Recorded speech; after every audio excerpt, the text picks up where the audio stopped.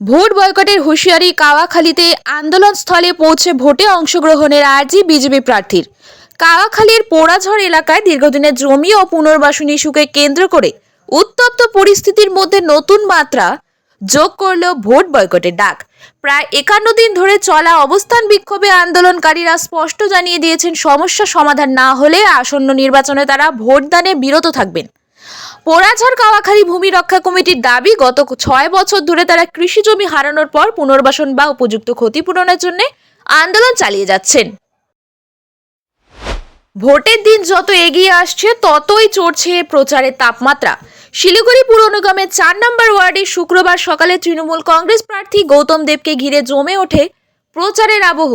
কর্মী সমর্থকদের সঙ্গে নিয়ে এলাকায় বাড়ি বাড়ি ঘুরে সাধারণ মানুষের সঙ্গে সরাসরি যোগাযোগ স্থাপন করেন তিনি। প্রচারের সময় স্থানীয়দের সঙ্গে কথা বলতে গিয়ে রাজ্য সরকারের বিভিন্ন উন্নয়নমূলক প্রকল্পের কথা তুলে ধরেন গৌতম দেব।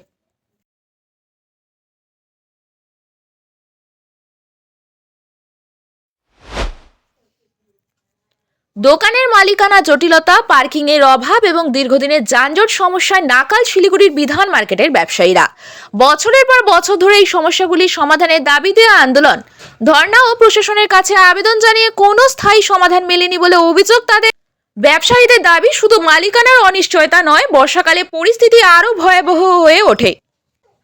একটু বৃষ্টি হলে হাঁটু পর্যন্ত জল জমে যায়। শিলিগুড়িতে অস্ত্রসহ গ্রেপ্তার এক। লোকসভা নির্বাচনের আগে বড় সাফল্য প্রধাননগর থানার। বিধানসভা নির্বাচনের প্রাক্কালে নাশকতামূলক ছক বানচাল করল প্রধাননগর থানার অ্যান্টি ক্রাইম উইং।